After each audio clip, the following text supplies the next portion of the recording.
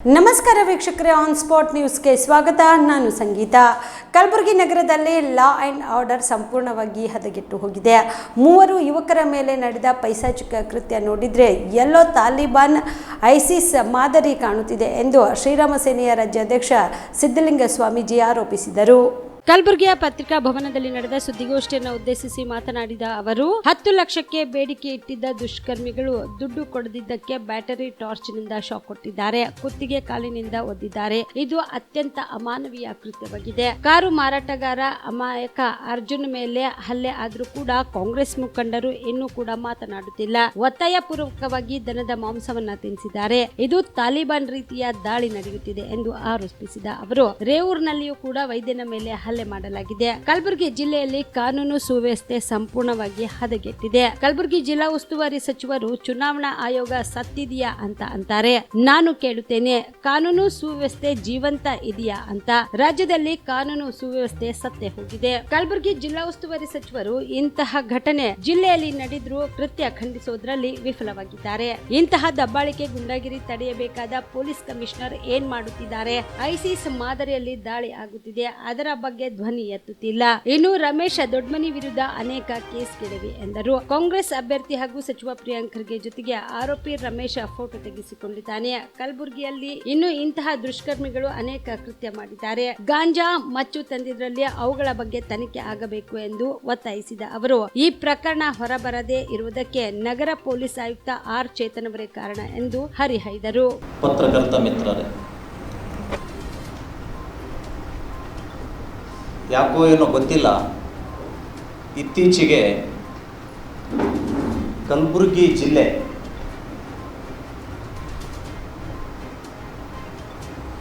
ಭಯೋತ್ಪಾದಕರ ತಾಣ ಆಗಿ ಪರಿವರ್ತನೆ ಆಗಿದೆ.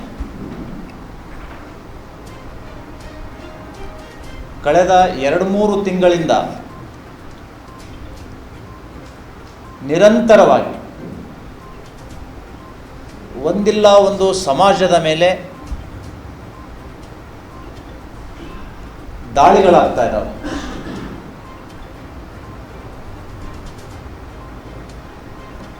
ಕೋಟ್ನೂರಿನಲ್ಲಿ ನಡೆದಂತಹ ಘಟನೆ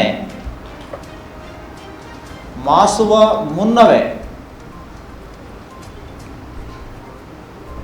ಇಡೀ ಕಲಬುರಗಿ ಜಿಲ್ಲೆಯ ಜನತೆ ಅಷ್ಟೇ ಅಲ್ಲ, ಕರ್ನಾಟಕದ ಜನತೆಯೂ ಕೂಡ ಬೆಚ್ಚಿ ಬೀಳಿಸುವಂತಹ ಅನಾಗರಿಕ ಸಂಸ್ಕೃತಿಯ ಪೈಶಾಚಿಕ ಕೃತ್ಯ ಅನಾವರಣಗೊಂಡಿದೆ. ಕಳೆದ 4ನೇ ತಾರೀಕು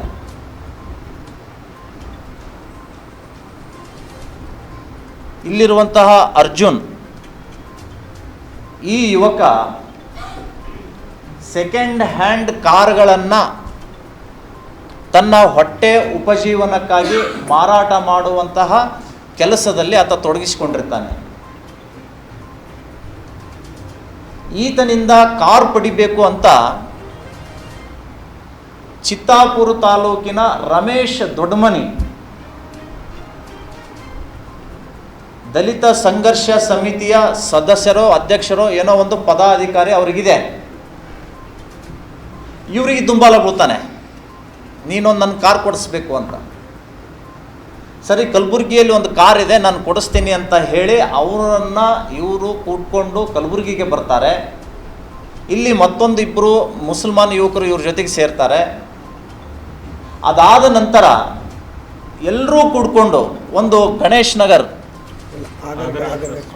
ಹಾಗರ್ಗಾ ಕ್ರಾಸ್, ಆ ಹಾಗರ್ಗಾ ಕ್ರಾಸ್ನ ವಕೀಲನ ಮನೆಗೆ ಹೋಗ್ತಾರೆ. ಅಲ್ಲಿ ಹೋದ ತಕ್ಷಣವೇ ಸುಮಾರು 12 ಜನ 12ರಿಂದ 16 ಜನ ಮುಸ್ಲಿಂ ಗೂಂಡಾ ಪಡೆ ಸನ್ನದ್ಧಾಗಿ ನಿಂತ್ಕೊಂಡಿತ್ತು. ಆವಾಗಲೇ ಇವರಿಗೆ ಒಂದು ಸಣ್ಣ ಸಂಶಯ ಬಂದು ಅಲ್ಲಿಂದ ಪರಾರಿ ಆಗಲಿಕ್ಕೆ ಯತ್ನಿಸಿದ್ದಾರೆ. ಆಗ ಯುವಕನನ್ನು ಅವಾಚ್ಯ ಶಬ್ದದಿಂದ ಬೈದು ಒಳಗಡೆ ಎಳ್ಕೊಂಡು ಹೋಗಿ ಬಟ್ಟೆಗಳನ್ನು ಬಿಚ್ಚಿ,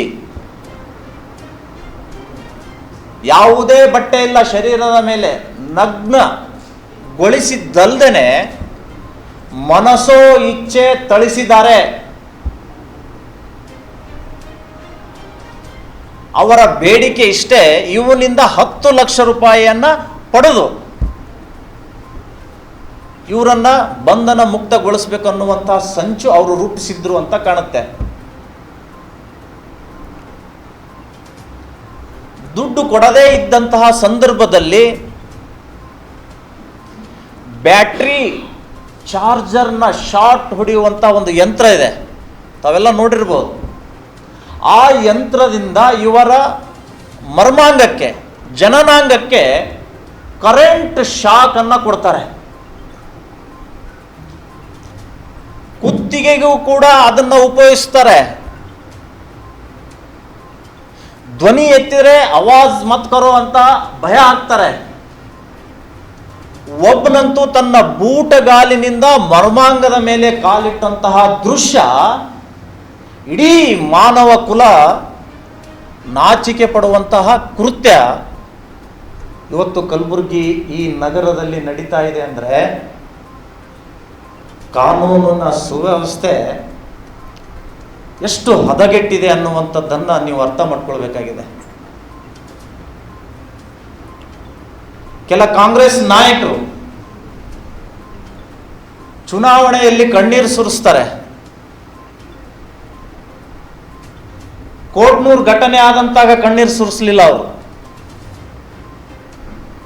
ಈ ಅಮಾಯಕ ಅರ್ಜುನನ ಮೇಲೆ ದಾಳಿಯಾದಾಗಲೂ ಕೂಡ ಒಂದೇ ಒಂದು ಹೇಳಿಕೆಗಳನ್ನು ಕೊಡಲಿಲ್ಲ, ಕಣ್ಣೀರು ಸುರಿಸ್ತಾ ಇಲ್ಲ.